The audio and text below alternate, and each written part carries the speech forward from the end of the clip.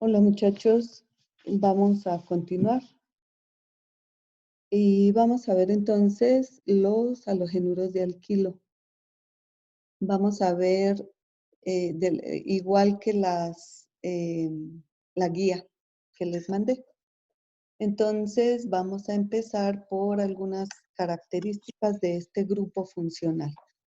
Entonces, los halogenuros de alquilo tienen una fórmula general. Permítanme.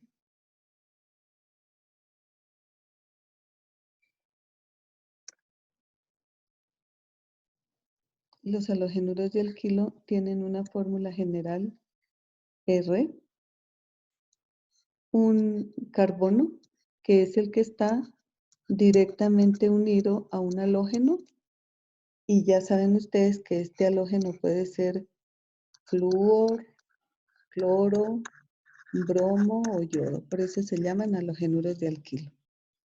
Sabemos que estos átomos se caracterizan porque son los más electronegativos de toda la tabla periódica, ¿sí? Entonces son los más electronegativos. Y recordamos que es la electronegatividad.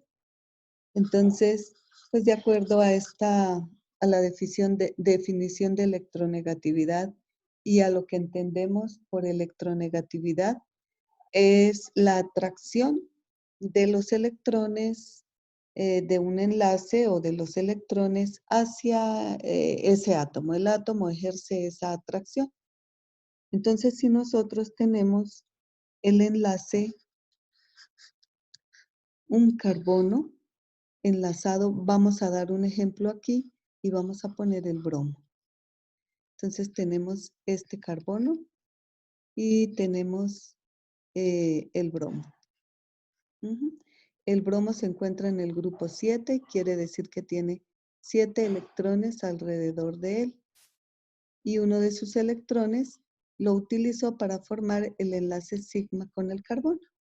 Y este carbono pues tiene 4 electrones, 2 que comparte con cada uno de los hidrógenos, uno con el grupo R, que es cualquier átomo de carbono, ya sea aromático, alifático, y este otro que es el que se enlaza con el bromo. Entonces el bromo, por efecto de su electronegatividad, trata de atraer hacia sí esta nube electrónica de los del par electrónico del enlace carbono-bromo. De tal manera que dibujándolo así un poco como nosotros esperaríamos verlo, tendríamos aquí el bromo y la nube electrónica del enlace carbono-bromo está más hacia el bromo precisamente por ser más electronegativo y menos sobre el carbono. Y entonces esto origina algo muy característico de estos compuestos, que es un enlace polar. Entonces, estos halogenuros de alquilo se caracterizan porque tienen un enlace polar. El enlace carbono-halógeno es un enlace polar. Y esta polaridad, esta característica es la que va a definir la reactividad de los halogenuros de alquilo. Entonces, acordémonos que el carbono es muy electrofílico y el el halógeno es de tipo nucleofílico. Tenemos nosotros un enlace polar. Los halogenuros de alquilo no son tan abundantes en la naturaleza, es decir, de manera natural no son tan abundantes. Sin embargo, se pueden sintetizar muchos en, en la industria química, en el laboratorio. Estos halogenuros de alquilo presentan características muy parecidas a las de los alcanos similares, es decir, del mismo número de carbonos. Son incoloros, son insolubles en agua, tienen puntos de ebullición muy parecidos a los de los alcanos y son compuestos polares y también sus características físicas como punto de ebullición, densidad, polaridad. También va a depender del tipo de halógeno al que estén enlazados.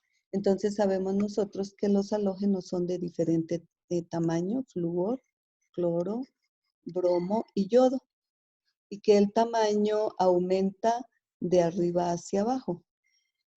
Entonces el flúor es el más pequeño y el yodo es el más grande. El tamaño va a afectar también las características físicas del el halogenuro de alquilo. Halogenuros de alquilo fluorados no son muy conocidos, dado que son muy reactivos y son difíciles de manejar.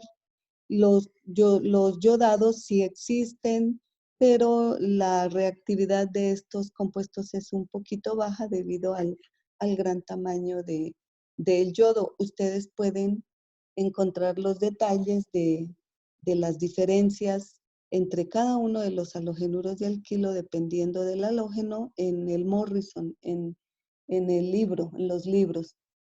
Entonces, sabemos nosotros que si el flúor es el más electronegativo, pues un halogenuro de alquilo fluorado, pues va a ser el más polar, ¿sí? Y el yodo va a ser el menos polar. Entonces, es muy importante la polaridad en estos compuestos porque en ella se basa en la reactividad. ¿Qué otra cosa podemos decir de los halógenos? Existen ejemplos de compuestos halogenados. Por ejemplo, el cloroetano, que sería esta molécula, se utilizó como anestésico local. Todos hemos oído hablar de los fluoroclorocarbonos y estos compuestos se utilizan en la refrigeración y son los compuestos que han tenido gran controversia porque a ellos se les atribuye la destrucción de la capa de ozono. Generalmente todos los compuestos halogenados son tóxicos y la mayoría de ellos se utilizan como insecticidas, como pesticidas. Por ejemplo, el DDT es un pesticida eh, persistente, eso quiere decir que se biodegrada difícilmente y por lo tanto pues fue prohibido. Se utilizó mucho en las décadas de 1950, pero se prohibió su uso debido precisamente a que es persistente y entonces puede contaminar los mantos freáticos y, y la flora acuática, flora y fauna acuática. En la actualidad hay muchos compuestos, como por ejemplo este es un compuesto pera halogenado que se llama lindano. Todos estos compuestos son muy tóxicos. Se utilizan muchísimo en como pesticidas, ¿sí? En la agricultura. Por favor, lean por su cuenta todo lo relacionado con los clorofluorocarbonos, cómo es que ellos destruyen la capa del ozono y qué es lo que se ha hecho últimamente pues, para tratar de reemplazarlos, de sustituirlos.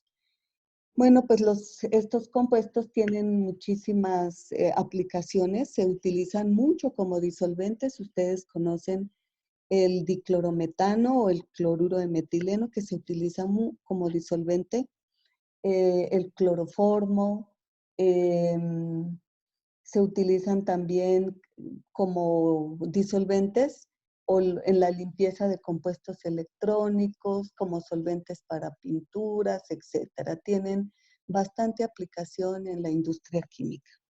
Vamos a ver entonces cómo podemos obtener estos halogenuros de alquilo. Entonces vamos a un halogenuro de alquilo, nosotros lo podemos representar de esta manera. Y este carbono, que es el que está pegado al halógeno, es el carbono electrofílico por la polaridad de este enlace.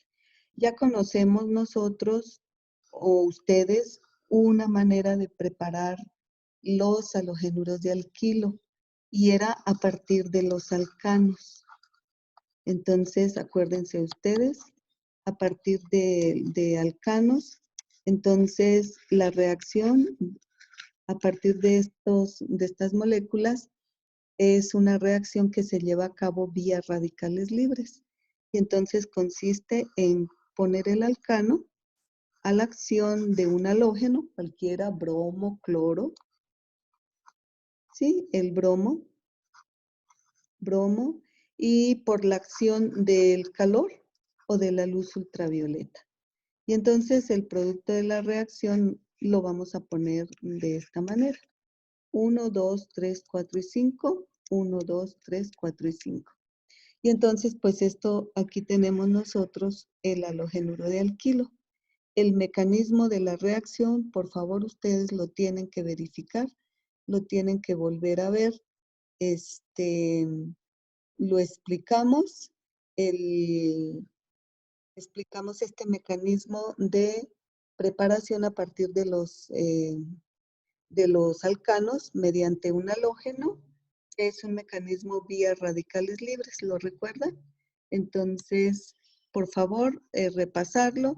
Sin embargo, este método no es el mejor, porque resulta que se pueden, no solamente obtenemos este halogenuro, es más, este halogenuro que acabamos de representar es el menos posible, porque acuérdense ustedes que los radicales tienen reactividad. Entonces, posiblemente podamos tener este halogenuro, podemos tener otro halogenuro que tenga el bromo en otra posición, por ejemplo aquí. Podemos tener, también puede haber más de una reacción, puede haber todos estos. Entonces, no es el mejor método para preparar los halogenuros de alquilo. Entonces, este método, precisamente porque se nos forman todas estas mezclas. Acuérdense ustedes aquí que la formación de cada uno de estos halogenuros de alquilo se fundamenta en la reactividad de los radicales. Y entonces, acuérdense ustedes que un radical terciario, que sería, por ejemplo, si yo tengo aquí R, R y R, es más estable que un radical secundario, R y R, y este secundario es más estable que uno primario, y este primario es muchísimo más estable que el metílico, ¿sí? Entonces, esta reactividad de los radicales se parece muchísimo a la de los carbocationes. Entonces, a partir de alcanos, mediante una reacción de halogenación, siguiendo un mecanismo por radicales libres, podemos nosotros preparar los halogenuros de alquilo. Sin embargo, pues no es el método más adecuado. El segundo método utiliza los alquenos como materiales de partida para preparar los halogenuros de alquilo. Y entonces, a partir de los alquenos, tenemos nosotros un alqueno y lo vamos a hacer reaccionar con un halogenuro de hidrógeno. Dicho de otra manera, un ácido clorhídrico, un ácido bromídrico, ¿sí? En química orgánica estos se llaman más bien halogenuros de hidrógeno. Y el producto de esta, voy a poner aquí R, R, R y R. Entonces, el producto de esta reacción sería, aquí tenemos el R, el R, el R y el R. Voy a poner lo vamos a sustituir este halogenuro de hidrógeno pues por uno verdadero, y si quieren vamos a poner, por ejemplo, HCl y la vamos a poner en rojo porque el producto final de la reacción contiene tanto el hidrógeno como el cloro del HCl. Entonces, esta se llama una reacción de adición. porque toda la molécula del halogenuro de hidrógeno se adicionó al alqueno. Los alquenos, precisamente por este doble enlace que tienen aquí, tienen esta reacción característica que se llama una reacción de adición, porque se puede romper el enlace pi, podemos nosotros romper el enlace pi y entonces unirse cada uno de los átomos que se van a adicionar. Y entonces tenemos nosotros como producto un halogenuro de alquilo. Estas reacciones ocurren en un orden, no es tal como yo les mostré aquí con estas dos flechitas. Ese orden, es decir, el camino, la manera como se llevan a cabo las reacciones dentro del matracito, la descripción detallada, paso a paso, cuál es el reactivo que se va acercando primero, cuál es el intermediario que se forma, cuál es el estado de transición. Eso se llama mecanismo de reacción.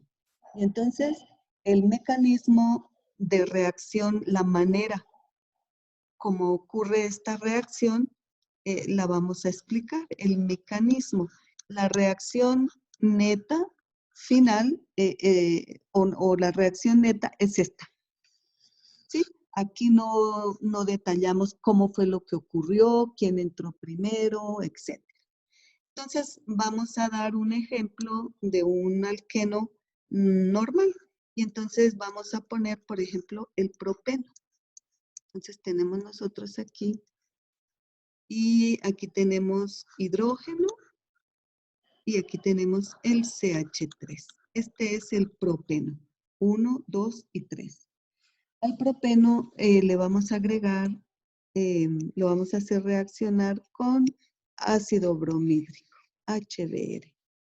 Y entonces ya podríamos nosotros escribir el producto de la reacción, pero aquí en el propeno no es lo mismo, miren, no es lo mismo que nosotros tenemos CH3, C, aquí el hidrógeno, y entonces alguien dice, bueno, el HBr, pues yo se lo voy a adicionar acá, y entonces le voy a quitar el enlace, y este va a ser el producto.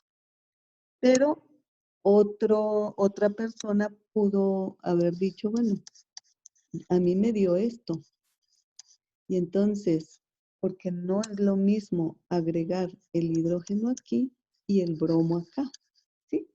Entonces, este compuesto sería el bromopropano y este sería el 2-bromopropano. Entonces dice uno, bueno, ¿cómo es que, cuál de los dos es el que se forma y cómo es que se forma? Entonces, nosotros vamos a establecer que este es el producto que se forma bajo estas condiciones y este no. ¿Cómo lo vamos a justificar? Tenemos el enlace pi y el enlace pi tiene 2 electrones. Este alqueno es una molécula rica en electrones, porque entre estos dos carbonos se están moviendo 4 electrones, 2 electrones de tipo pi y 2 electrones de tipo sigma. Entonces decimos que este sitio es un sitio rico en electrones. Y un sitio rico en electrones decimos nosotros que es un sitio nucleofílico. ¿Cuál es el sitio nucleofílico? Pues este enlace entre este carbono y este otro carbono. Entonces sabemos nosotros que tenemos un sitio nucleofílico, tenemos un sitio rico en electrones. Por lo tanto, a un sitio rico en electrones tiene que llegar un reactivo precisamente de reactividad contraria. Acuérdense que siempre hemos dicho en la química orgánica, casi toda la química orgánica y más la que vamos a tratar en química orgánica 1, 2 y 3, se basa en la reactividad de sitios de carga opuesta. A un sitio negativo siempre va a entrar un átomo o un grupo de átomos positivos y viceversa. Dicho en otras palabras, un sitio nucleofílico recibe un electrófilo. Un electrófilo es atacado por un nucleófilo. Ajá. Entonces, vamos a ver esta molécula de HBr y vamos a ver su polaridad. Y entonces aquí nuevamente tenemos un sitio, un bromo nucleofílico y un hidrógeno de carácter electrofílico. Porque cuando se rompe el enlace HBr, cuando hay un rompimiento, entonces, ¿qué se nos forma? Un rompimiento heterolítico, H positivo más Br negativo. El bromo, por ser el más electrofílico, este es el electrón del hidrógeno, este es el electrón del bromo, y entonces cuando ocurre ese rompimiento heterolítico, el bromo, por ser más reactivo, se queda con todos los hidrógenos. Por eso queda con carga negativa, por eso el hidrógeno queda con carga positiva. Entonces, en esta molécula nosotros ya tenemos un sitio electrofílico, un electrófilo. Y tenemos nosotros en esta parte un sitio nucleofílico. Por lo tanto, la reactividad nucleofílico, la reactividad va a ser de este sitio con el electrófilo. Entonces, el par electrónico del doble enlace toma el electrófilo. Y decimos nosotros, pues aquí hay dos posibilidades. ¿Quién se va a quedar con el hidrógeno? ¿Este carbono o este carbono? Entonces, la respuesta ustedes mismos ya la pueden saber. Si nosotros ocupamos, miren, este par electrónico para enlazarse con el protón, entonces este carbono o este se va a quedar con el enlace carbono con el hidrógeno. Y entonces vamos a hacer las dos posibilidades. Vamos a hacer la primera posibilidad. Entonces tenemos CH3, C. Aquí tenemos los dos hidrógenos. Bueno, lo voy a poner en la parte de abajo. Entonces el hidrógeno lo tenemos aquí y el hidrógeno lo tenemos acá. Si el par electrónico que estaba aquí tomó el protón, fue y tomó el protón, este protón por ese par electrónico se va a enlazar a uno de los carbonos, del doble enlace. Y vamos a poner como ejemplo que se va a enlazar aquí. Entonces, estos dos electrones ahora están aquí. ¿Cómo quedó este carbono? Este carbono perdió un enlace y únicamente queda con 2, 4 y 6 electrones alrededor de él. Es un carbono deficiente, por lo tanto me queda con una carga positiva. Esto es un carbocatión. ¿Qué tipo de carbocatión es? Es un carbocatión secundario porque está sobre un carbono secundario. Mire, aquí hay un carbono y aquí está el otro carbono. Ahora vamos a hacer la otra posibilidad. Y entonces vamos a decir que ahora el hidrógeno se enlazó al otro carbono. Y entonces el hidrógeno se enlazó aquí. ¿Qué fue lo que ocurrió? Ahora este carbono fue el que me quedó desprovisto de electrones. Y entonces, ¿qué es esto? Esto es un carbocatión. ¿De qué tipo? Un carbocatión primario. ¿Quién es más estable? El secundario. ¿Sí? Entonces, este carbocatión primario no se forma. Acuérdense que hemos dicho que muy difícilmente se forman estos carbocationes primarios porque son inestables. ¿Cómo se estabiliza un carbocatión? Por hiperconjugación. Este carbono tendría 3 y otras 6 estructuras de hiperconjugación. Y este carbocatión solamente tendría 1 y 2 estructuras de hiperconjugación. Entonces ya sabemos nosotros por qué el producto mayoritario es este que estábamos viendo acá. Entonces, una vez que el hidrógeno se enlazó, el carbocatión que me queda cuando se rompe este enlace, me queda el bromuro con carga negativa. Y entonces el bromuro viene y se une con este carbono que tiene la carga positiva y entonces el producto de la reacción es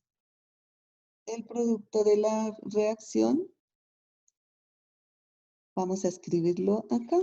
Entonces el producto de la reacción sería CH3. Estos son los hidrógenos originales que tenía el alqueno. El hidrógeno entró al carbono, porque cuando el hidrógeno entra a este carbono se me forma un carbocatión aquí, y el carbocatión más estable, y después entonces el carbocatión recibe o reacciona con el ion bromuro. Y entonces tenemos nosotros el 2-bromopropano. Esta nos dicen que esta adición del halogenuro de hidrógeno a un alqueno sigue la regla Markovnikov. Y esta regla Markovnikov, pues la propuso este señor Markovnikov como resultado de una serie de evidencias que él vio con muchísimos halogenuros de alquilo. Y entonces él siempre notó que el hidrógeno se unía el hidrógeno del halogenuro de hidrógeno siempre se unía al carbono que tenía más hidrógenos, al carbono del alqueno que tenía más hidrógenos. Y entonces esta regla de Markovnikov nos dice, siempre que se va a adicionar un electrófilo a un alqueno, el electrófilo toda la vida se une al carbono del alqueno que tiene más hidrógeno. Y en los libros, como para que uno la memorice, dice, la regla de Markovnikov dice, al que tiene más, se le dará más. ¿Qué tiene más? Hidrógenos. Por lo tanto, el protón, el hidrógeno, siempre va a entrar al carbono que tiene más hidrógenos. Y entonces, de esta manera, nosotros podemos escribir el producto de la reacción, porque nos pueden dar, por ejemplo, vamos a hacer otro ejemplito. Y entonces podemos tener nosotros un alqueno de este tipo. Entonces aquí podemos tener CH3 y aquí podemos tener una cadena de este tipo. Vamos a borrarlo y vamos a ponerlo todo como. Entonces podemos tener aquí un metil y aquí podemos tener un propil, por ejemplo. Y entonces nos dicen, escriba el producto de la reacción cuando este alqueno se hace reaccionar con ácido clorhídrico. Y entonces nuevamente se pregunta uno, ¿el cloro va a quedar aquí o el cloro va a quedar aquí? Entonces tiene uno que acordarse de cómo es la manera que se adiciona el halogenuro, el halogenuro de hidrógeno, cómo se adiciona al alqueno. Y entonces sabemos nosotros que lo primero que se va a adicionar es el electrófilo, porque esto es un sitio rico en electrones. ¿Y a dónde se va a adicionar? Al carbono que tiene más hidrógenos. Este carbono tiene un hidrógeno y este no tiene ninguno. Por lo tanto, el producto de esta reacción sería, entonces tenemos aquí, entonces, bueno, ahí lo dejamos. Entonces aquí tiene el hidrógeno. ¿Qué es lo que ocurre? El hidrógeno del HBr se va a adicionar acá porque sigue la regla Markovnikov y aquí me va a quedar un carbocatión. observen ustedes qué carbocatión me quedó aquí. Este es un carbocatión terciario que es muy estable. Si el hidrógeno se hubiera adicionado acá, me hubiera quedado un carbocatión secundario. Y entonces el producto de la reacción, el siguiente paso sería la adición del cloro y este sería el producto de la reacción. Entonces ya llamamos nosotros, nombramos nuestro halogenuro de alquilo. Muy bien. Entonces, a partir de alquenos, mediante la regla Marcónico. Pero alguien preguntará, bueno, y mediante este método no es posible obtener el alqueno menos favorecido, o sea, este, si ustedes se dan cuenta, este alqueno este halogenuro que estoy mostrando aquí es el que dijimos que nunca se formaba. Y entonces dirán, pero bueno, ¿qué tal que yo necesite el 1-bromopropano y no el 2-bromopropano? ¿Cómo hago para sintetizar este? Este es totalmente antimarcónico. Este es el antimarcónico, porque el hidrógeno no se unió al carbono que tiene más hidrógenos, sino al carbono que tiene menos hidrógenos. Entonces, este sería el producto antimarcónico. Pero ¿cómo podemos preparar este producto antimarcónico? Entonces, este producto antimarcónico lo podemos preparar a partir del halogenuro del alqueno 1. Vamos a poner, por ejemplo, este alqueno. Aquí tenemos entonces dos hidrógenos. Aquí tengo solo uno y bueno, aquí es CH2 y CH3. Si yo quiero obtener el cloro de este lado, es decir, producto totalmente antimarcónico, nosotros, ¿qué es lo que tenemos que hacer? Simplemente ponemos a reaccionar exactamente con el HBr, pero cambiamos el mecanismo. Vamos a decir que no ocurra por un mecanismo vía carbocationes, sino que ocurra por un mecanismo vía radicales libres. Y entonces la reacción la llevamos a cabo en presencia de un peróxido. Y entonces en presencia de este peróxido, el mecanismo va a ser vía radicales. Los peróxidos, vimos algo de esto cuando vimos la reacción vía radicales libres de la halogenación de los alcanos. Los peróxidos, pues puede ser, esto es un peróxido. Y es un peróxido que se deriva del éter etílico. Esto es un peróxido. Este enlace oxígeno-oxígeno del peróxido es un enlace que se puede romper muy fácilmente, es un enlace débil, el enlace oxígeno-oxígeno. ¿Sí? Entonces, CH2, CH3. Entonces, este enlace es un enlace débil. Aquí hay un par un par electrónico. Cuando nosotros calentamos un peróxido, ocurre un rompimiento homolítico. Y este rompimiento homolítico me da lugar a este radical. Dos radicales, ¿verdad? Porque como es simétrico, se me forman dos radicales. Y cuando nosotros tenemos radicales, la reacción se lleva a cabo vía radicales libres.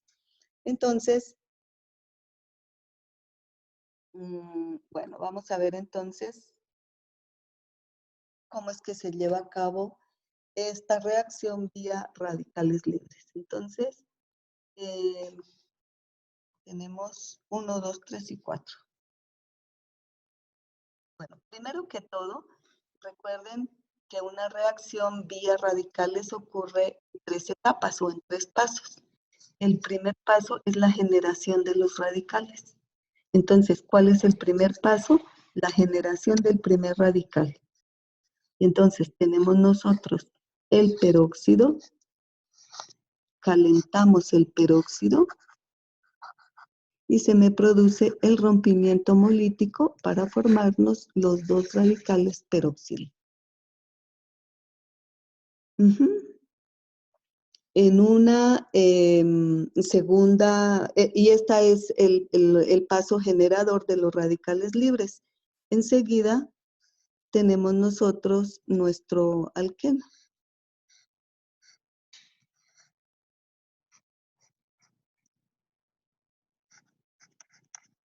En presencia de HBr. ¿Qué es lo que ocurre? El radical peroxilo produce un rompimiento homolítico del halogenuro de hidrógeno. Y entonces, ¿qué es lo que ocurre? Provoca el rompimiento homolítico. Este viene y toma el hidrógeno con su electrón. Cuando esto ocurre, este radical se vuelve una molécula neutra. Y a cambio, me origina un nuevo radical, que sería el radical bromuro. Una vez que se forma el radical bromuro, este radical va a reaccionar con el alqueno, con el enlace pi, y produce de la misma manera un rompimiento homolítico de este enlace pi.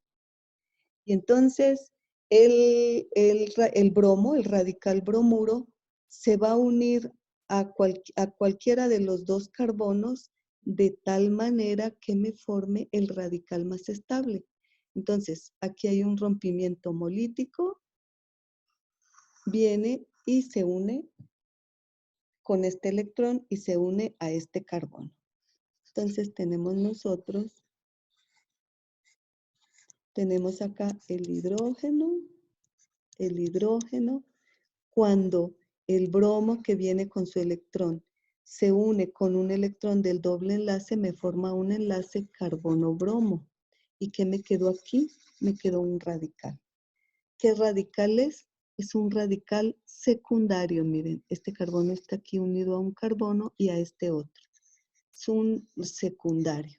Ahora, ¿qué pasa si el bromo se hubiera unido al otro carbono?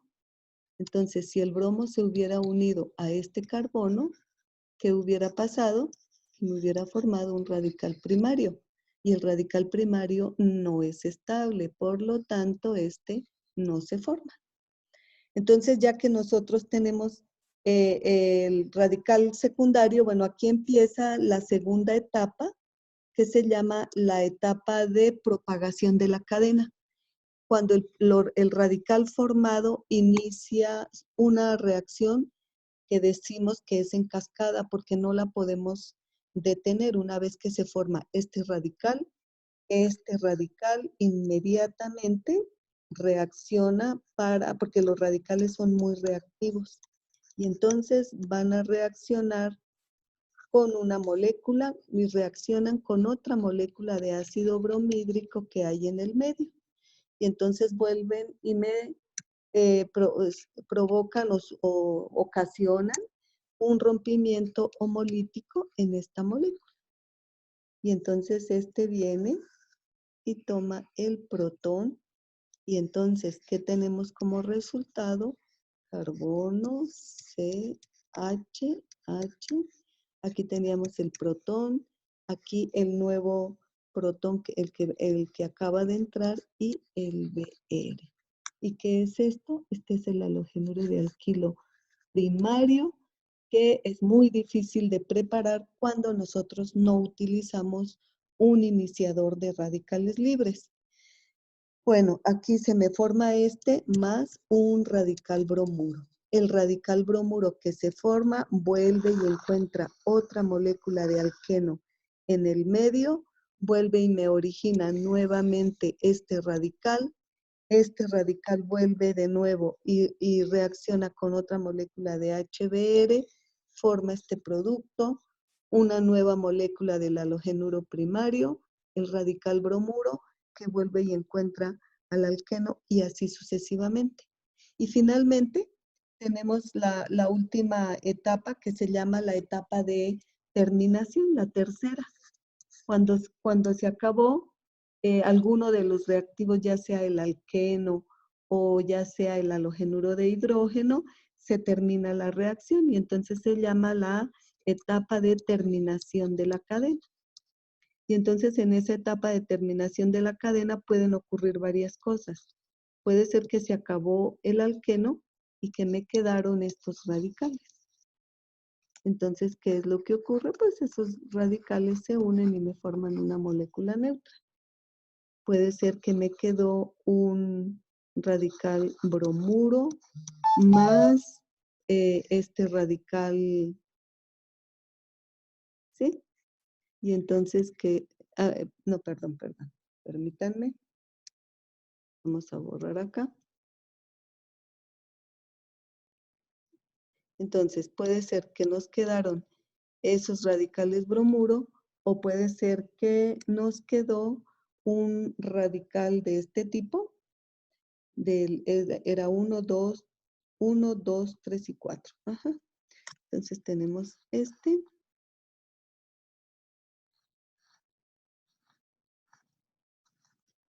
Y aquí tenemos bromo.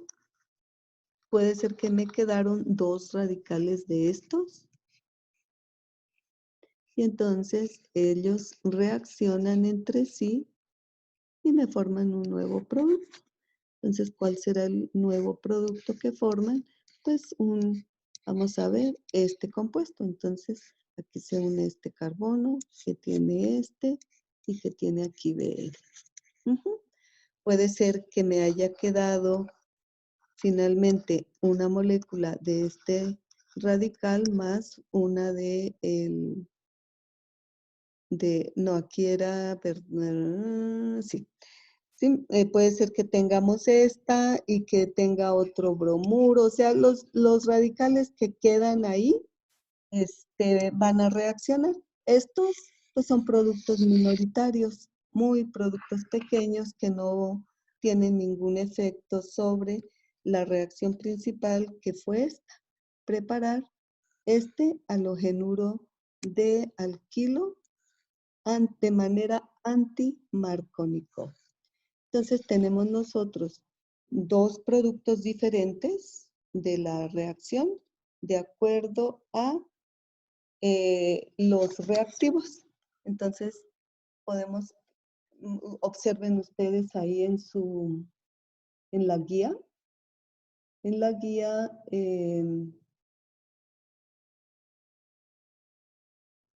bueno, no, sí. En la guía tenemos el buteno. Y está el buteno con ácido bromídrico sin peróxido y se dan cuenta que sigue la regla Markovnikov. Y tenemos el buteno con ácido bromídrico pero con peróxido y sigue la regla anti-Markovnikov. Entonces cualquiera de los halogenuros de hidrógeno, flúor, cloro, bromo, yodo puede dar la reacción. Y entonces el producto en la reacción normal Markovnikov pues va a depender de la estabilidad de los carbocationes. Y el producto anti-Markovnikov va a depender de la estabilidad de los radicales. Muy bien. Entonces, para que recuerden, siempre que tenemos un peróxido y lo calentamos, se nos forman radicales. Muy bien. Entonces, tenemos 3 métodos. A partir de alcanos, no muy conveniente. A partir de alquenos, es muy conveniente, que la reacción es muy versátil. Podemos preparar producto Markovnikov o producto anti-Markovnikov. Y hay un método, un tercer método, que es uno de los métodos más utilizados y que es a partir de los alcoholes. Y entonces, a partir de los alcoholes, simplemente vamos a agregar un agente halogenante, porque tenemos nosotros que cambiar el OH por un halógeno, ¿sí? Por RX. Y entonces tenemos aquí una serie de reactivos que me van a permitir hacer esa transformación. Entre esos reactivos que nosotros tenemos para hacer esa transformación, tenemos que puede ser el ácido bromhídrico, pero seco. Puede ser bromuro de sodio con ácido sulfúrico, ¿sí? Con ácido sulfúrico. Puede ser ácido clorhídrico con cloruro de zinc. Puede ser ácido clorhídrico concentrado. Y puede ser ácido clorhídrico y calor. Y además de eso tenemos otros reactivos que no son ácidos. Si se dan cuenta, todos estos tienen como característica que se utilizan ácidos. Entonces, hay otros reactivos que son derivados del fósforo o del azufre. Y entonces tenemos, por ejemplo, el PBr3, tenemos el PCl5, tenemos igualmente el PCl3, tenemos este otro reactivo que se llama el cloruro de tionilo. Cualquiera de estos me van a permitir transformar el alcohol en un halogénuro de alquilo. Entonces, si tengo yo el alcohol y lo trato con el ácido clorhídrico y calor, el producto que nosotros vamos a tener pues es el yoduro de alquilo. Si lo trato con el HCl concentrado, por ejemplo, bajo cualquier condición, pues vamos a tener el cloruro, vamos a tener el bromuro, y acuérdense, y el fluoruro no tanto, acuérdense que es muy, muy reactivo y por lo tanto no se utiliza tanto, mucho. Bueno, aquí hay unas cosas, hay algo muy importante y es, nosotros podemos agrupar estos dos agentes halogenantes o estos agentes halogenantes en dos grupitos. El grupito de los que tienen ácido y el grupito de los derivados de fósforo o de azufre. Y resulta que los más convenientes para llevar a cabo esta reacción son estos. Estos son los más convenientes, porque resulta que cuando nosotros utilizamos cualquiera de estos ácidos, la reacción ocurre vía carbocationes. Vía carbocationes. Y bueno, los carbocationes pues no tienen nada de malo, solamente que estos carbocationes pueden sufrir transposición. Y ahorita lo vemos. Transposición. Y entonces vamos a ver, por lo tanto, únicamente con estos agentes halogenantes, con el grupito de los rojos, solo me sirven para transformar alcoholes pequeños en halogenuros de alquilo, en donde el carbocatión que se forme sea de un solo tipo. Y entonces prácticamente esta reacción solo me va a servir con el metanol y con el etanol. Y todos los demás alcoholes de más de 3 carbonos, para estos necesitamos nosotros estos reactivos, porque si no, no vamos a tener este alcohol, por ejemplo, en el propanol, no vamos a tener perdón, aquí sería el halogenuro, ¿verdad? Bueno, dejémoslo así. Entonces, en esta reacción, por ejemplo, el propanol lo vamos a hacer reaccionar, por ejemplo, con ácido clorhídrico concentrado. Y entonces lo ideal sería que nosotros obtuviéramos esto. Pero resulta que el producto que nosotros tenemos es este. ¿Y cuál es el problema? Que ocurre vía carbocationes. Y entonces tenemos nosotros aquí problemas de estabilidad. Y ya nos acordamos que un carbocatión terciario es más estable que uno secundario, que uno primario y que el metílico. Entonces, para todos los demás alcoholes, los más grandes, preferimos nosotros estos reactivos. Vamos a ver un ejemplito para ver por qué no nos sirve el ácido, por ejemplo, para obtener el este halogenuro. Entonces tenemos nosotros el propanol, 1, 2, 3, el propanol. Y vamos a llevar a cabo la reacción en presencia de ácido bromhídrico seco, por ejemplo. Entonces, tenemos nosotros que analizar y encontrar el sitio de reactividad de la molécula orgánica. Acuérdense ustedes que los enlaces carbono-carbono de un alcano no son nada reactivos porque estos no tienen ninguna diferencia en polaridad. Por eso decíamos que los alcanos eran casi inertes. Y entonces, ¿de quién va a depender la reactividad de un alcohol? Pues de este grupo OH.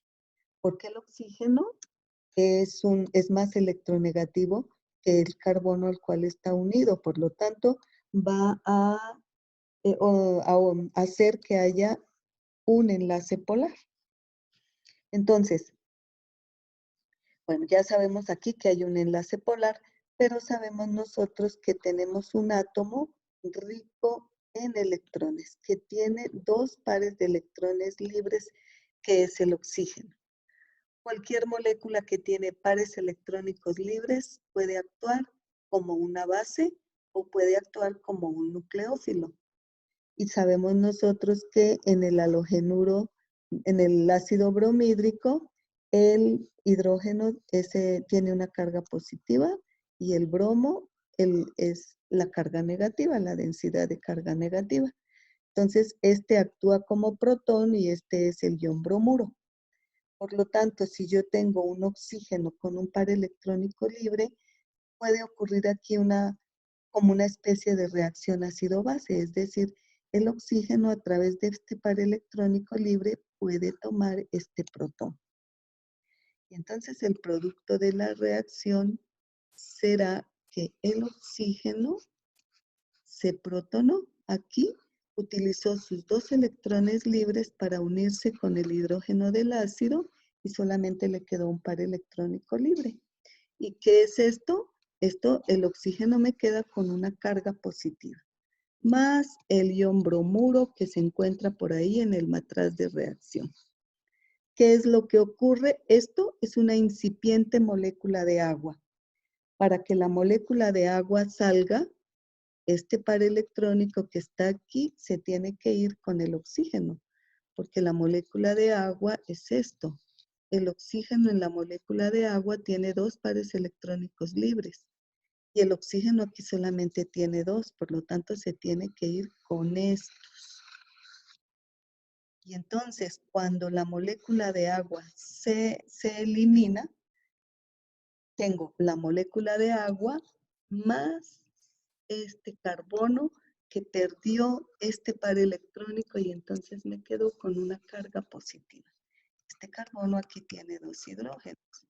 Entonces nosotros podemos poner aquí sus 2 hidrógenos y tiene una carga positiva. ¿Qué es esto? Es un carbocatión primario. Este carbocatión primario es inestable y se transpone. Hay una transposición. Lo vamos a ver aquí mejor. Entonces lo voy a representar con todos sus enlaces. CH3C, aquí tenemos hidrógeno, aquí teníamos hidrógeno, el carbono, y este es el que tenía la carga positiva. Es un carbocatión primario y los carbocationes primarios nunca se forman. ¿Y qué es lo que ocurre? Este carbocatión necesita este par electrónico y entonces hay una transposición de un hidruro. Esta transposición se transpone a uno secundario. Y entonces este carbono que está acá recibió el hidrógeno con los 2 electrones y por lo tanto este carbono me quedó con carga positiva. ¿Qué es esto?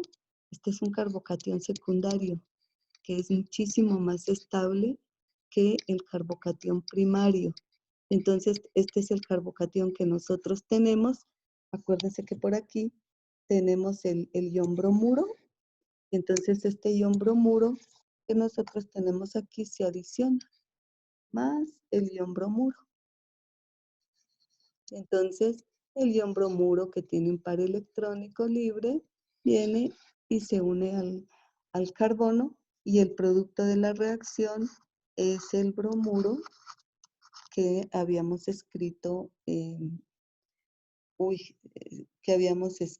bueno, no lo hemos hecho el ejemplo, pero con cloro, ¿sí? Y entonces, por ese motivo, pues no es aconsejable utilizar estos reactivos, por ejemplo, los halogenuros de hidrógeno, a no ser que en realidad nosotros deseemos sintetizar este. Pero si nosotros deseamos sintetizar este, pues no podemos utilizar estos agentes halogenantes que vimos acá. Y entonces tenemos que utilizar un agente halogenante, cualquiera de estos, el PBr3, el PCl5, el cloruro de tionilo, cualquiera de ellos. Creo que, permítanme, si en la guía viene el mecanismo. ¿Dónde está? Guía. Permítanme para ver si viene el mecanismo con los otros. Entonces aquí tenemos los agentes. Sí, muchachos.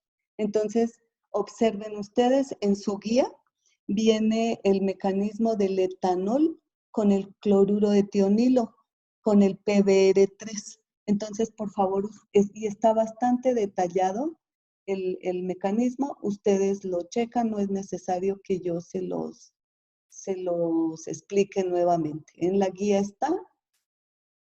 Muy bien. También tenemos aquí bueno, tenemos el mecanismo también con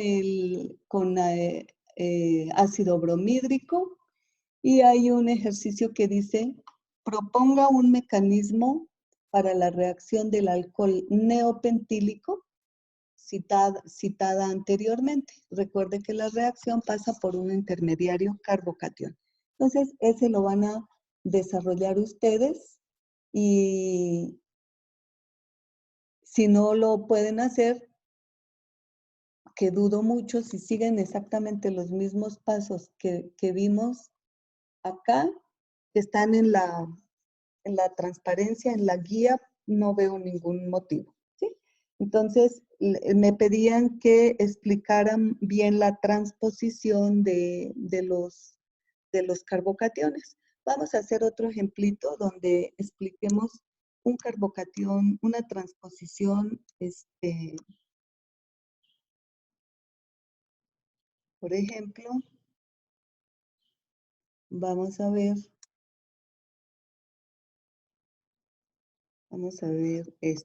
tenemos nosotros este alqueno, CH3, aquí tenemos este carbono, ¿sí? Tenemos este alqueno. Y vamos a llevar a cabo la reacción de este alqueno, puede ser con HCl, ¿sí? Entonces,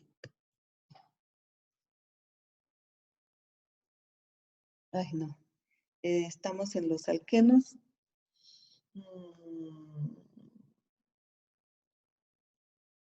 Bueno, eran los alcoholes, ¿verdad? Entonces, nada más que les quiero explicar una transposición, que también la puedo hacer con los alcoholes. Hagámoslo mejor con los alcoholes porque es lo que estamos viendo. Si alguien tiene duda de la transposición, porque aquí también hay transposición, acuérdense ustedes. Muy bien, vamos a hacerlo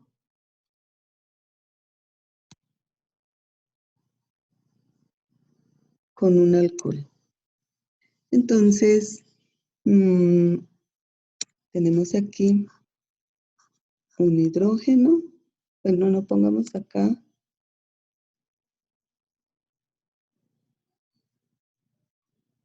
Vamos a ponerle todos los enlaces. Entonces, este carbono tiene un hidrógeno. Aquí también hay un hidrógeno. Y este es un alcohol. Cuando yo trato este alcohol, vamos a ponerlo acá.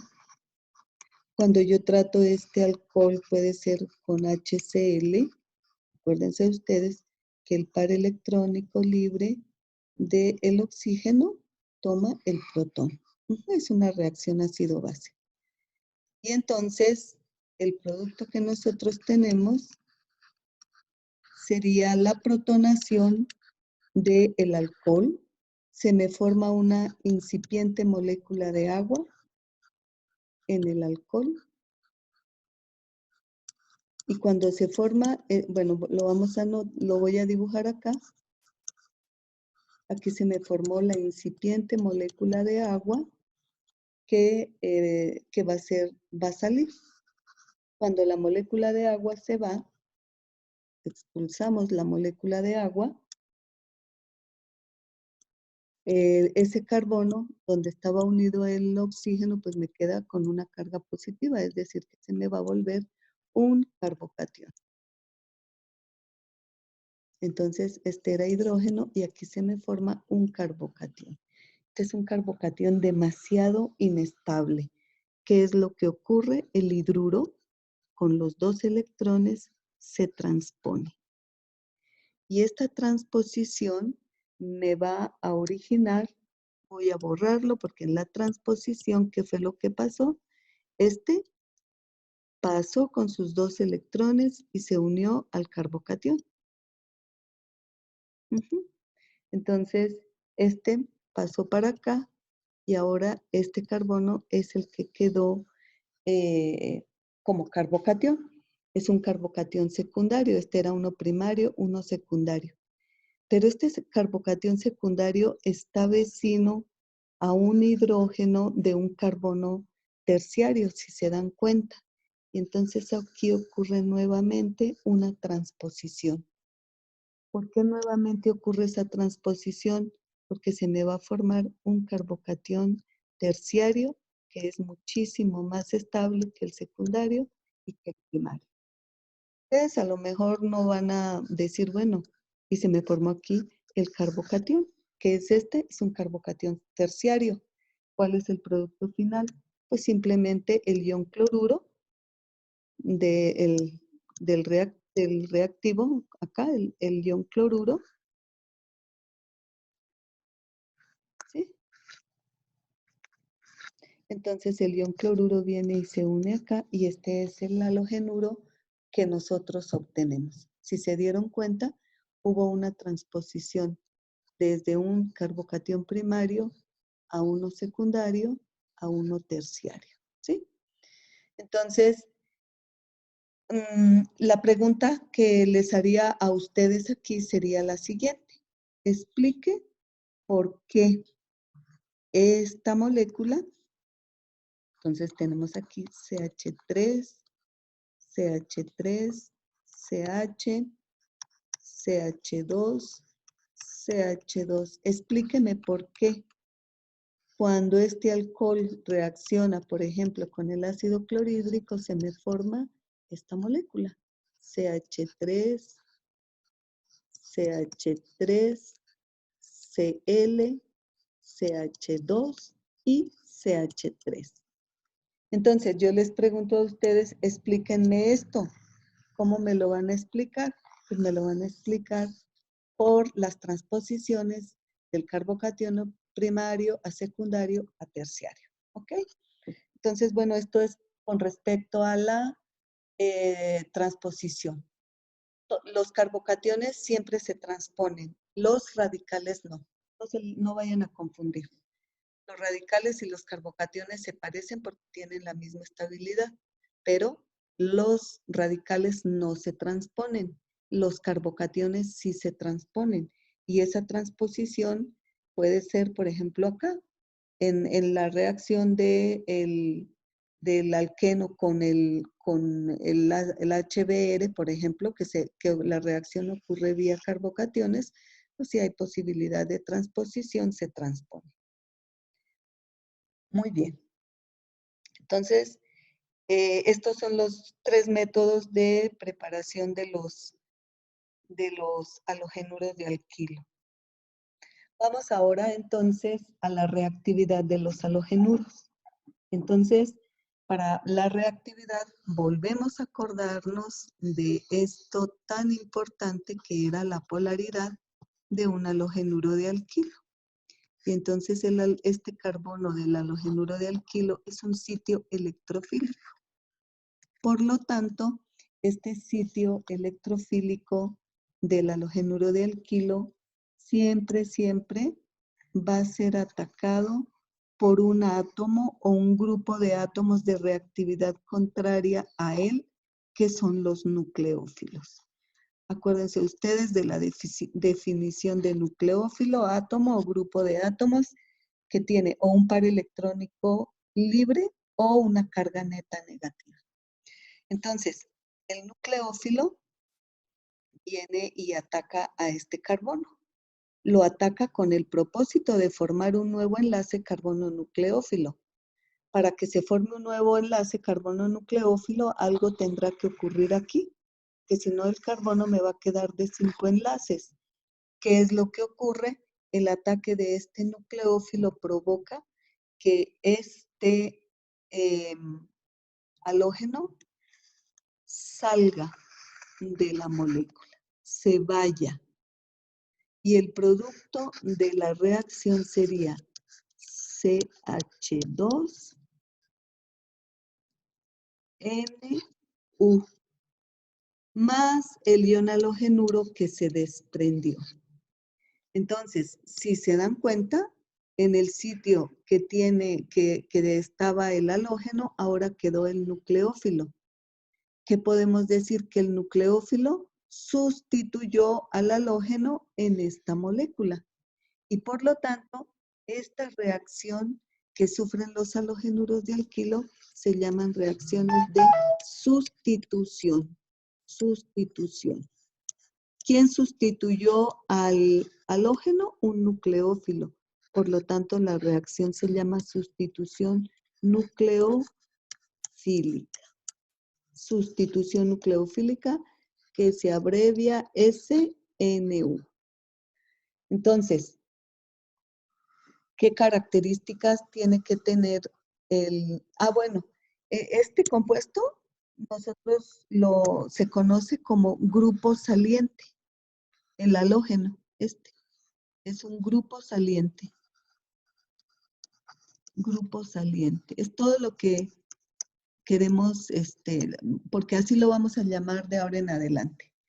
Todo el halogenuro es el sustrato, el halógenuro de alquilo el sustrato, el halógeno el grupo saliente y el atacante el nucleófilo, que nosotros lo tenemos acá. Entonces, esta reacción es una reacción de sustitución nucleofílica.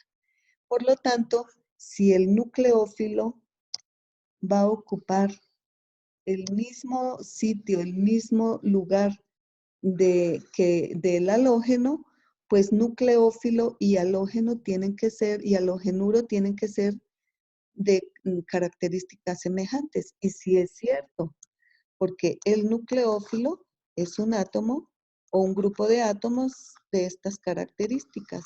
Y el grupo saliente es un halógeno que sale con todos sus electrones y los 2 electrones que tenía aquí que estaba compartiendo con el carbono en el enlace, es decir, que sale con carga negativa. Entonces, el nucleófilo y el halógeno son de la misma naturaleza. Solamente así lo puede sustituir. Nunca un nucleófilo puede sustituir un electrófilo, jamás, ni lo contrario. Ni un nucleófilo puede sustituir un metal, por ejemplo, ¿sí? Entonces, esta es la reacción de sustitución nucleofílica. Bueno.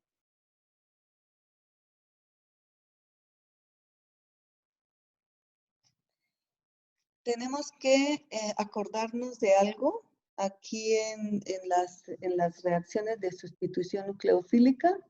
La guía que tienen ustedes dice reacciones de los halogenuros de alquilo. Y dice, los halogenuros sufren reacciones de sustitución nucleofílica por una razón. Y la razón es que es una molécula polar. Entonces leen todo lo que dice ahí abajo y nos vamos a dar cuenta del siguiente cuadrito. En el siguiente cuadrito tenemos lo que les acabo de hacer, el grupo saliente, pero tenemos la clasificación de los halogenuros primarios, secundarios, no, metílico, primario, secundarios y terciarios.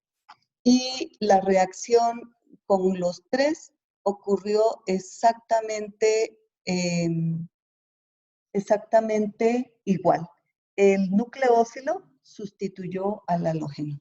Entre las preguntas que me mandan acá, dice, síntesis de los halogenuros de alquilo, síntesis a partir de alcoholes, las transposiciones, saber cuándo hay una, pues ya la vimos, cuando se forma un carbocatión primario, pero ese carbocatión primario tiene la posibilidad de ser secundario o de ser terciario, siempre va a haber una transposición. Y luego dice qué tipos de halogenuros sufren una SN1 y una SN2. La guía yo la hice muy clara. Entonces, si ustedes han leído la guía, pueden ya tener claro esto. Por lo que me doy cuenta, no están leyendo la guía, pero bueno. Entonces, acordémonos de los tipos de halogenuros que nosotros tenemos. El metílico, bueno, no lo voy a volver a escribir. Ustedes obsérvenlo en la guía. El metílico, el primario, el secundario y el terciario. ¿Por qué son tan importantes? En la lámina se ve que los 4 reaccionan con el nucleófilo de la misma manera, que el nucleófilo ocupó el sitio del halógeno y punto. Ese es el producto. Sin embargo, el mecanismo de la reacción, la manera como ocurre la reacción, no es la misma para los 4 tipos de halogenuros. Y entonces tenemos nosotros que estar atentos porque aquí dice una pregunta. ¿Qué tipo de halogenuros sufren la SN1 y la SN2? ¿Qué disolventes favorecen la SN1 y la SN2? Entonces, hay los 4 grupitos y entonces les voy a aclarar eso. Primero que todo, pues, ¿qué es una SN1 y qué es una SN2? Si quieren, vemos los tipos de nucleófilos. Ahí más adelantito tienen un cuadrito azul en donde están los tipos de nucleófilos. Entonces, los nucleófilos, aquí lo tenemos. Los nucleófilos pues tienen que tener una carga negativa o un par electrónico libre. ¿Quiénes tienen una carga negativa?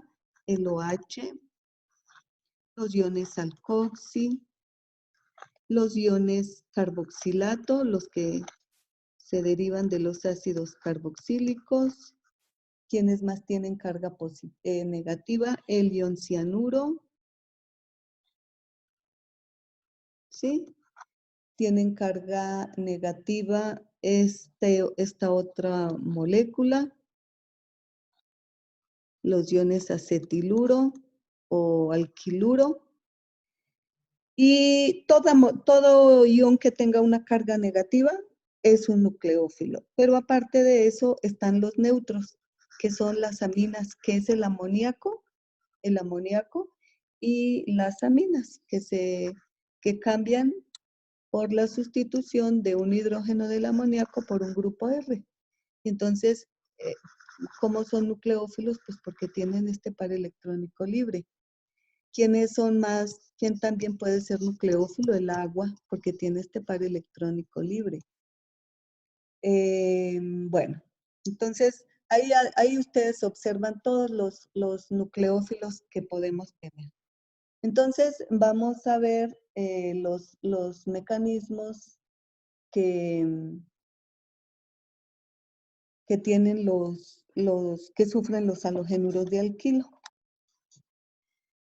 Muy bien. Entonces, para determinar el mecanismo que sufre cada tipo de halogenuro, se hicieron algunos experimentos. Déjenme ver, sí, aquí viene todo. Entonces, ¿cuál fue el experimento que hicieron? Tomaron un halogenuro de alquilo. Yo les voy a dar otro ejemplito. Entonces, tenemos nosotros, por ejemplo, el clorometano o el bromometano. Lo vamos a dibujar. Entonces, lo vamos a dibujar de esta manera. Es hidrógeno, hidrógeno, y es el bromometano. Y entonces, en el bromometano, este carbono es un carbono electrofílico y aquí se basa toda la reactividad de este grupo funcional. Cuando nosotros lo ponemos a reaccionar en presencia de un nucleófilo, como por ejemplo, bueno, se me olvidó aquí que yo ya les había explicado esto. Todos estos iones jamás en la vida los vamos a tener libres.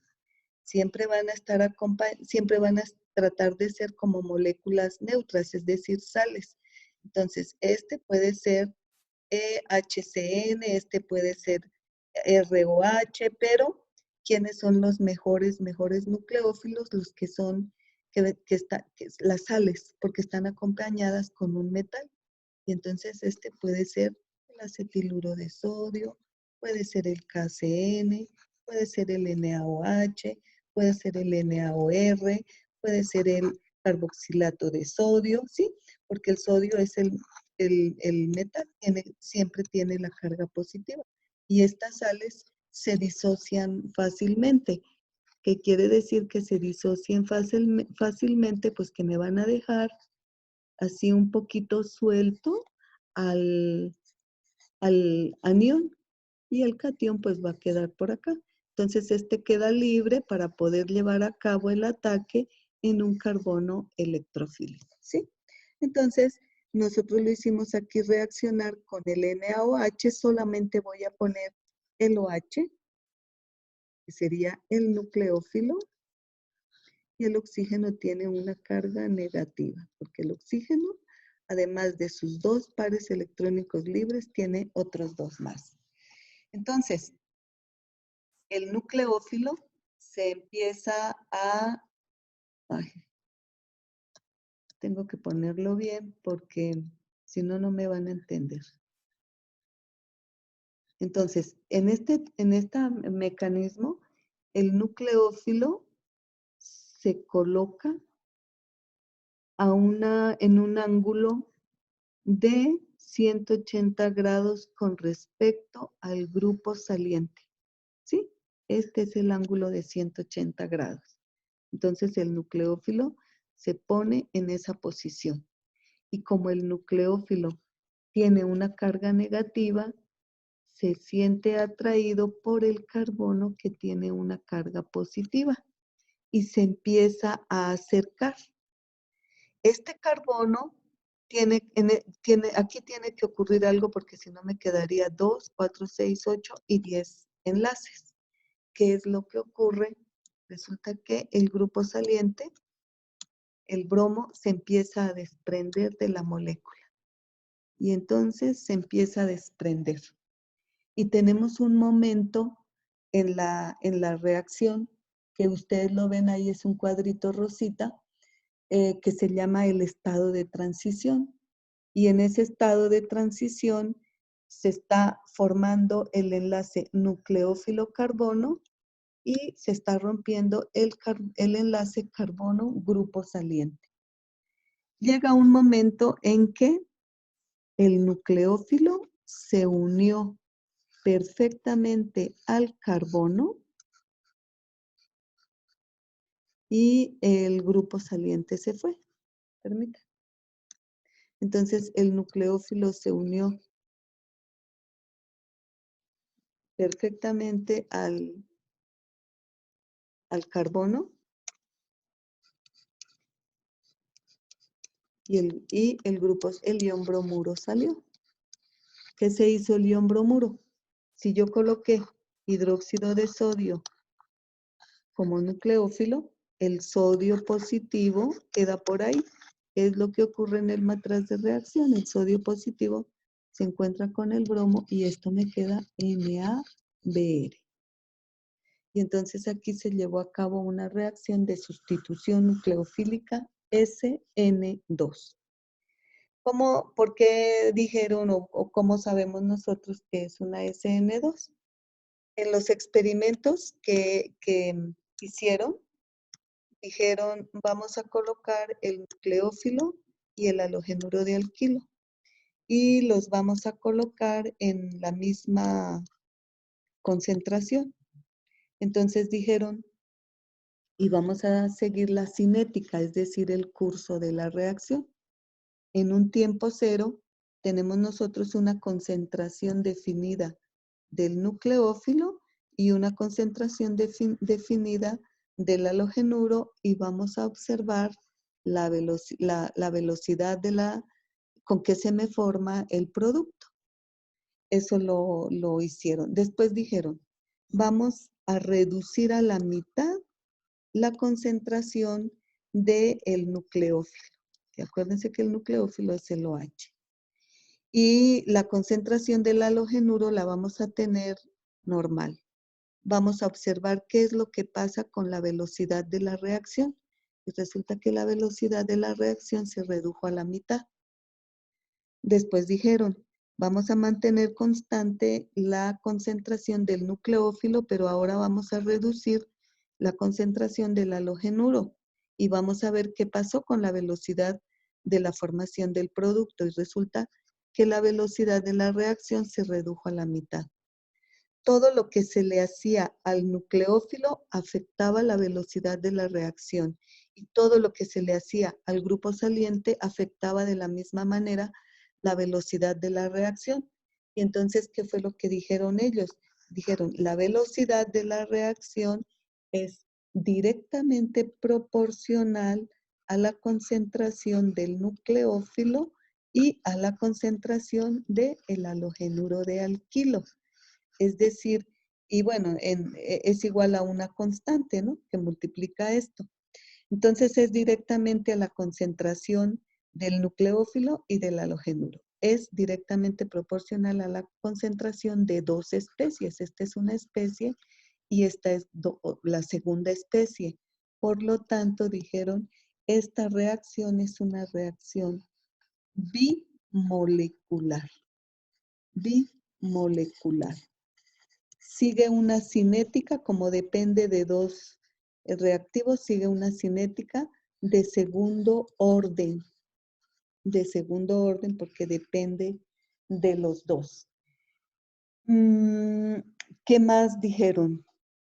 Bimolecular, de segundo orden y sigue un mecanismo concertado. ¿Qué es un mecanismo concertado? Un mecanismo que ocurre en un solo paso.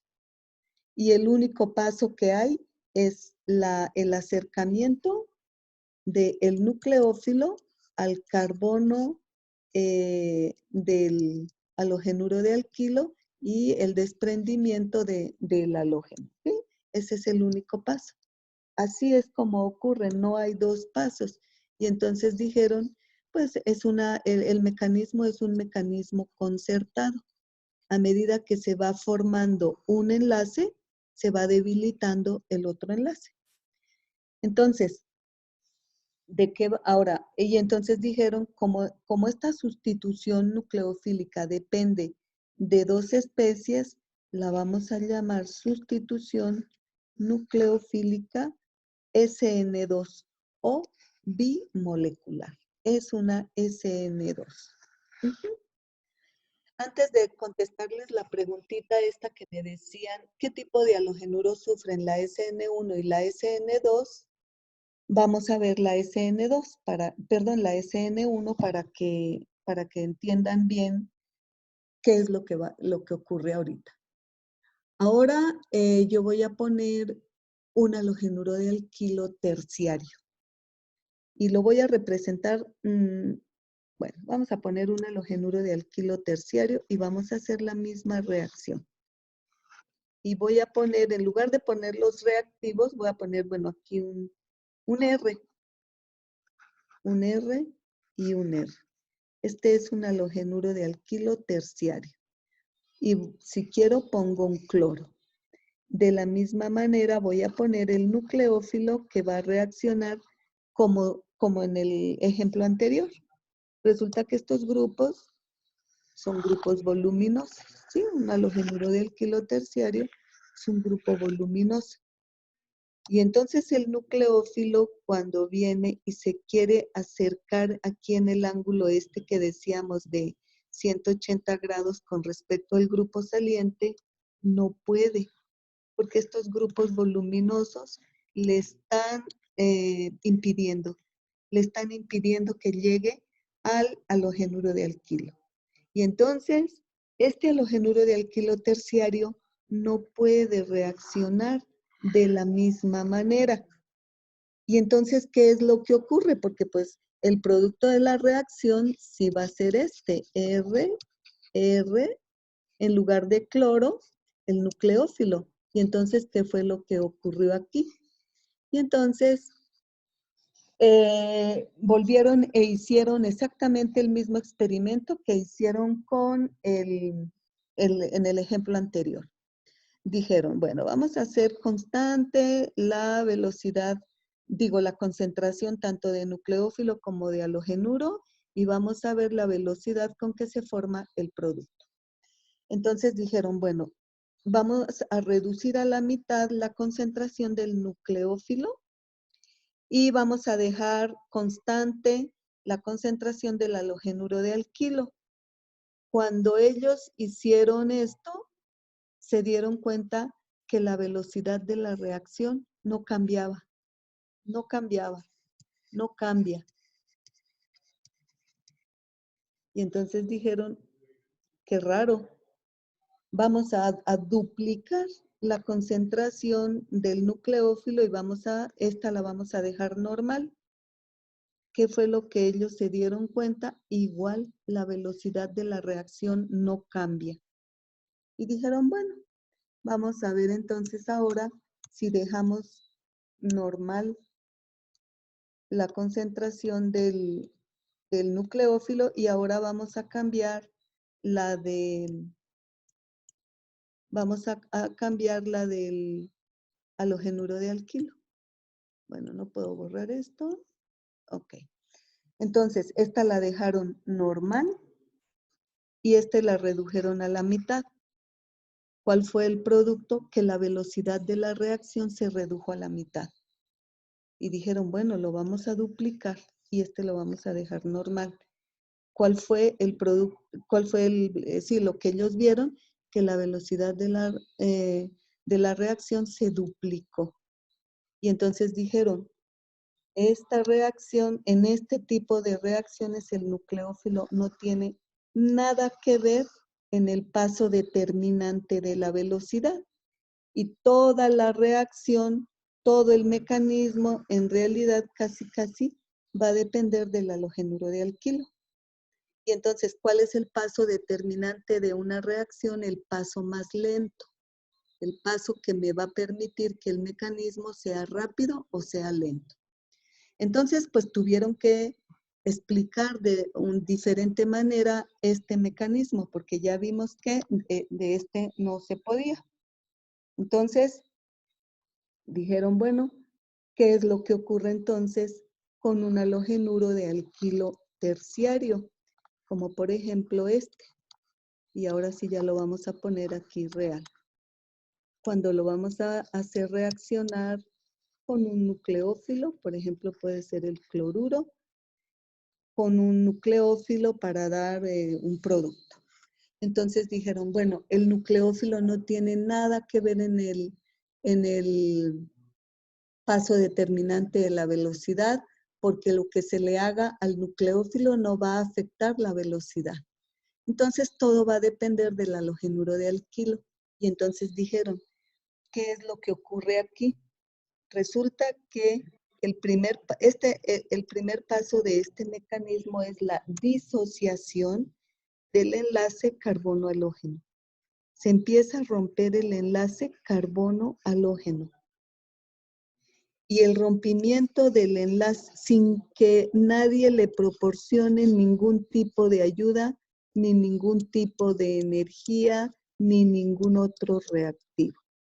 Entonces, y el rompimiento, cuando se rompe completamente ya el enlace carbono-halógeno, entonces el halógeno, por ser más electronegativo, se va a llevar los electrones y el carbono me va a quedar positivo. Y entonces se me forma un carbocatión y un halogenuro. ¿Qué carbocatión se me formó? Un carbocatión muy estable porque es un carbocatión terciario. Y entonces les decía a ustedes, aquí nadie ha proporcionado energía. El carbocatión, perdón, el halogenuro prefiere romper su enlace carbono-cloro, gastar aquí un poco de energía porque después la va a reponer cuando se forme el carbocatión, porque el carbocatión tiene 3, 6, 9 estructuras de hiperconjugación. Y entonces, esta reacción en la cual, bueno, y entonces vamos a seguir acá. Este mecanismo ocurre por pasos. Entonces, ya que se me formó, el primer paso es la disociación del enlace para formar el carbocatión. Luego, una vez que se formó el carbocatión terciario, tiene su carga positiva, se encuentra con el nucleófilo y se lleva a cabo la reacción. Y entonces tenemos nosotros, pues, la reacción de sustitución nucleofílica normal, ¿sí? Entonces, esta reacción ocurre por pasos, ustedes se van a dar cuenta en la guía. Y está favorecida por un carbocatión que tenga estabilidad. Entonces, sería un carbocatión terciario. Entonces, se me olvidó lo que les iba a decir. Bueno, les voy a responder entonces ahora sí la pregunta. Es más, ustedes ya la respondieron. ¿Quiénes sufren una SN1? Esto era lo que les iba a decir. Resulta que como entonces en este mecanismo la velocidad de la reacción solo depende de una molécula, pues es una reacción de sustitución nucleofílica. Como solo depende del halogenuro de alquilo, se llama una SN1. Y esta SN1, entonces, solamente va a depender de la concentración del halogenuro de alquilo. Entonces, es una SN1. Sustitución nucleofílica unimolecular. Esta reacción, el mecanismo de esta reacción sigue un mecanismo por pasos. Es una reacción cuya velocidad de la reacción es directamente proporcional a la concentración del halogenuro de alquilo. El nucleófilo por aquí no interviene para nada. Entonces la velocidad es igual a una constante por la concentración del halogenuro de alquilo y entonces decimos que esta reacción sigue una cinética de primer orden. ¿Sí? De primer orden. La anterior era de segundo orden, acuérdense. Entonces sigue una cinética de primer orden, por eso se llama una SN1. El mecanismo es por pasos y se forman estados de transición. Aquí sí se forman estados de transición. Se nos forma este compuesto que es un intermediario, un carbocatión es un intermediario. Entonces se nos forma un intermediario. Y entonces ahora sí vamos a contestar la pregunta. ¿Qué halogenuros de alquilo sufren una SN1 y qué halogenuros de alquilo sufren una SN2?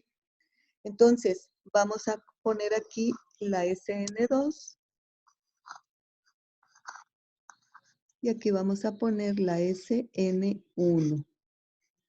Y entonces voy a borrar acá. Ya notamos que sigue un mecanismo por pasos.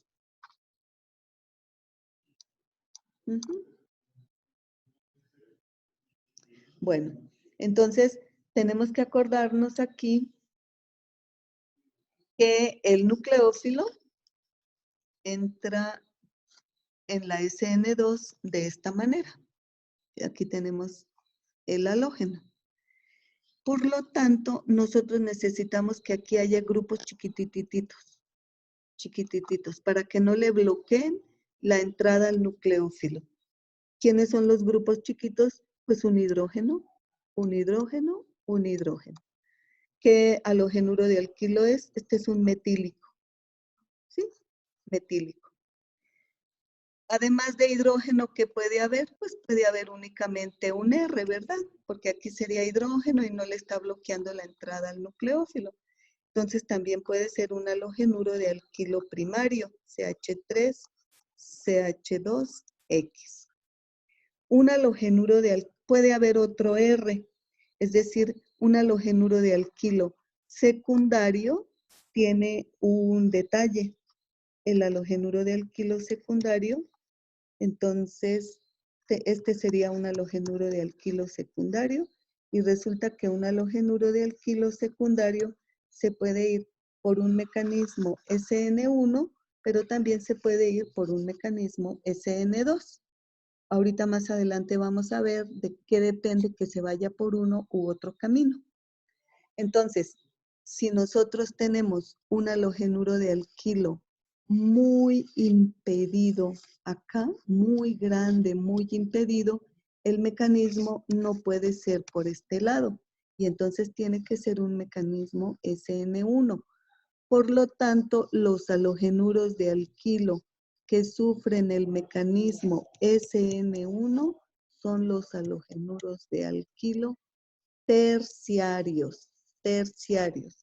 Y algunos secundarios, también algunos secundarios pueden sufrir ese mecanismo X y aquí es hidrógeno, ¿sí?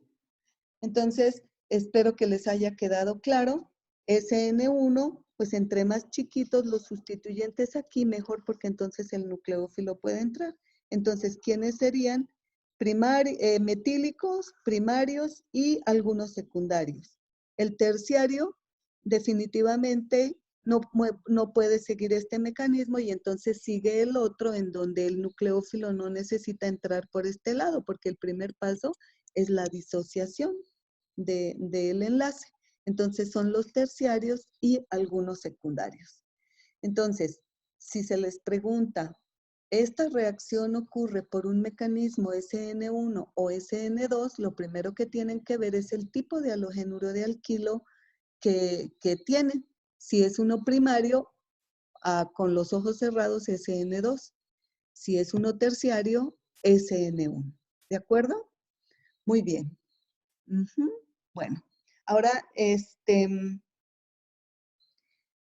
nos dicen acá qué disolventes favorecen las reacciones de ya sea la SN1 o la SN2. Entonces, vamos a hacer el estado de transición de cada uno de los dos mecanismos, el mecanismo SN2 y el mecanismo SN1.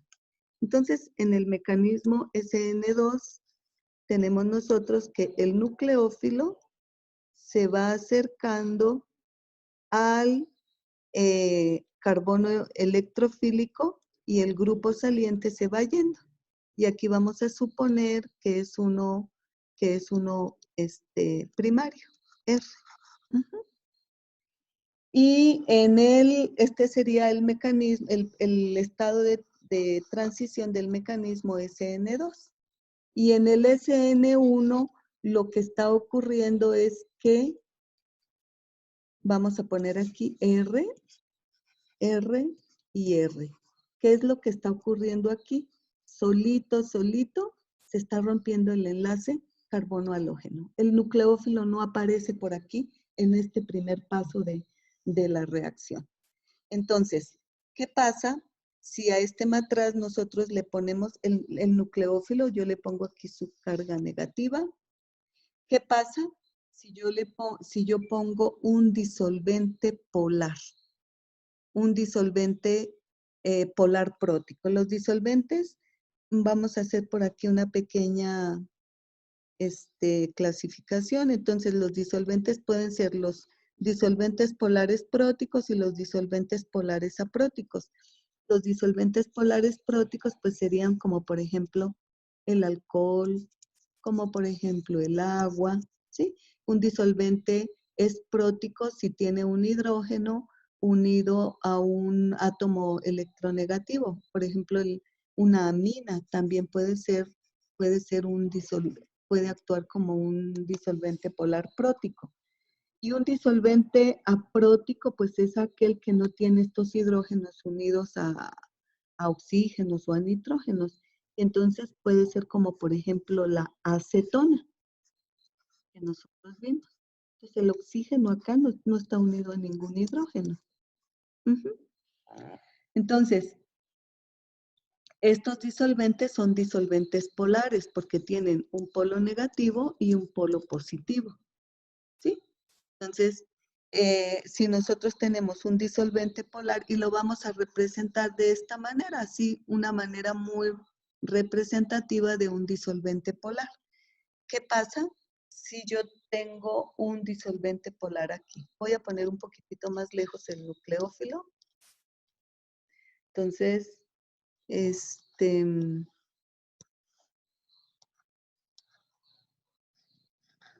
aquí tenemos el nucleófilo.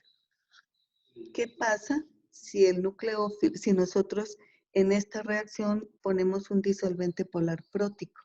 Resulta que el disolvente polar va a llevar a cabo una interacción con el nucleófilo porque el nucleófilo tiene una carga. Y entonces el polo positivo del disolvente va a estar orientado hacia el nucleófilo que es negativo. Entonces aquí va a hacer un efecto como de pantalla, lo va como a atrapar. Y entonces cuando lo va a atrapar, ¿qué es lo que ocurre? Pues que el nucleófilo ya no se encuentra tan libre para venir a atacar aquí a este carbono. Entonces, ¿qué es lo que ocurre? No es que la reacción no se lleve a cabo, sino que es más lenta, que no es muy conveniente entonces poner un disolvente polar prótico para este mecanismo SN2. Entonces, ¿cuáles son los disolventes polares próticos? Pues el agua, los alcoholes, las aminas, y entonces no vamos a poder poner este disolvente polar. También se pueden formar en las interacciones que puede haber entre el disolvente, el nucleófilo y el halogenuro, puede ser de tipo del puente de hidrógeno. Entonces, aquí no puede ser, no disolventes polares, no disolventes polares, próticos. Ahora vamos a ver ¿qué le hace un disolvente polar al halogenuro de alquilo aquí en una SN1? Resulta que en el primer paso de la reacción, entonces fue el rompimiento total del enlace carbono-halógeno, aquí en la SN1. Se rompió totalmente. ¿Y qué se me formó? Se me formó el carbocatión, se me formó este ion halogenuro. Este es el producto del primer paso de la reacción. ¿Qué pasa si nosotros tenemos aquí, bueno, vamos a poner más. ¿Qué pasa si nosotros tenemos un disolvente polar prótico? El disolvente polar va a rodear al carbocatión, ¿sí?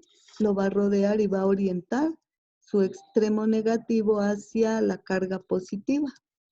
Lo va a atrapar, digámoslo así. Al carbocatión no hay ningún problema que lo atrape, ¿sí? Porque esto al contrario le ayudaría a dar más estabilidad al carbocatión. ¿Y qué va a pasar aquí con el halógeno, con el halogenuro?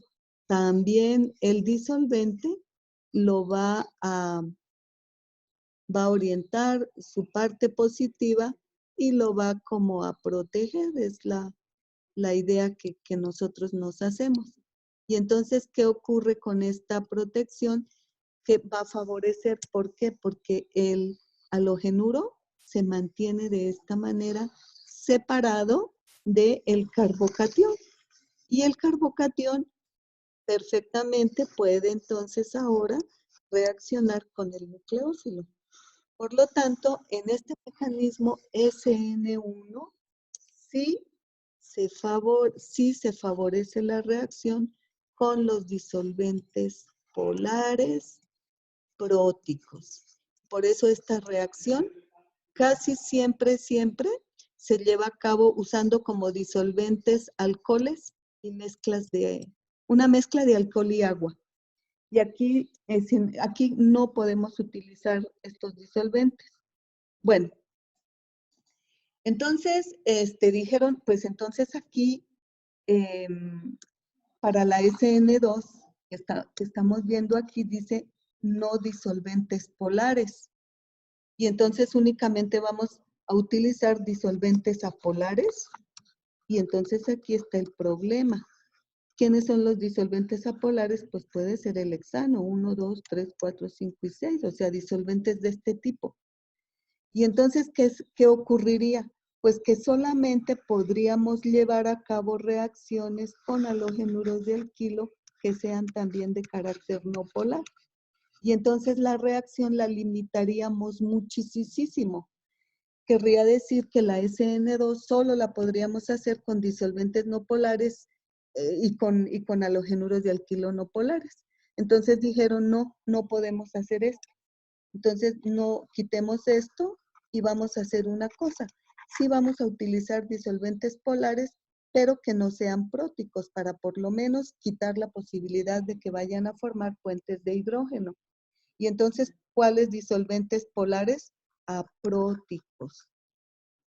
Apróticos.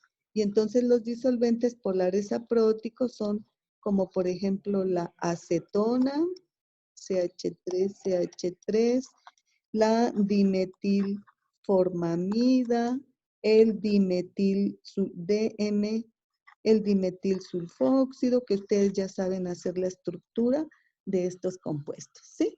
Entonces, espero que ya les haya quedado claro qué disolventes favorecen la SN1 y qué disolventes favorecen la SN2.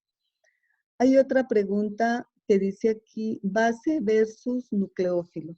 Creo que esta clase ya está muy larga, entonces aquí vamos a finalizar aquí y en otra clase vamos a hacer lo que ustedes dicen, base versus nucleófilo, porque aquí viene otro aspecto muy importante de reactividad de los halogenuros de alquilo, que son las reacciones de eliminación. Muy bien, nos vemos en la siguiente.